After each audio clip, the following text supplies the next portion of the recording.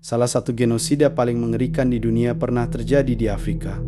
Dan pelakunya bukan diktator modern, tapi seorang raja Eropa namanya Leopold II dari Belgia. Akhir 1800-an, Leopold mengklaim wilayah Kongo sebagai milik pribadinya. Bukan negara Belgia, tapi benar-benar properti pribadi seorang raja. Alasannya sederhana, karet dan gading yang nilainya gila-gilon di pasar dunia. Dari situ lahirlah apa yang disebut Congo Free State, tapi kenyataannya sama sekali nggak ada kata free. Penduduk lokal dipaksa kerja rodi di hutan, dipukuli kalau nggak memenuhi target. Bahkan dihukum mati hanya karena gagal mengumpulkan karet sesuai kuota. Tentara bayaran Leopold yang disebut Force Public terkenal dengan metode sadis.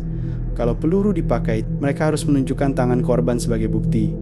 Hasilnya, jutaan orang Kongo kehilangan tangan, kaki, atau nyawa mereka. Diperkirakan 10 hingga 15 juta orang meninggal dalam kurun waktu 1885 sampai 1908. Angka yang bikin Kongo dikenal sebagai tanah air paling berdarah di bawah kekuasaan kolonial. Parahnya lagi, semua penderitaan itu terjadi hanya demi memperkaya satu orang raja kecil dari Eropa, tapi dunia akhirnya mulai sadar. Foto-foto dan laporan misionaris, jurnalis, sampai aktivis kemanusiaan mulai bocor ke luar negeri. Tekanan internasional makin besar, dan tahun 1908, kekuasaan Leopold atas Kongo akhirnya dicabut. Wilayah itu beralih ke pemerintahan Belgia, meski luka dan trauma warganya nggak pernah benar-benar hilang. Yang bikin miris, di Belgia sendiri Leopold II sempat dianggap pembangun negara, karena infrastruktur dan bangunan megah yang dia biayai dari hasil eksploitasi Kongo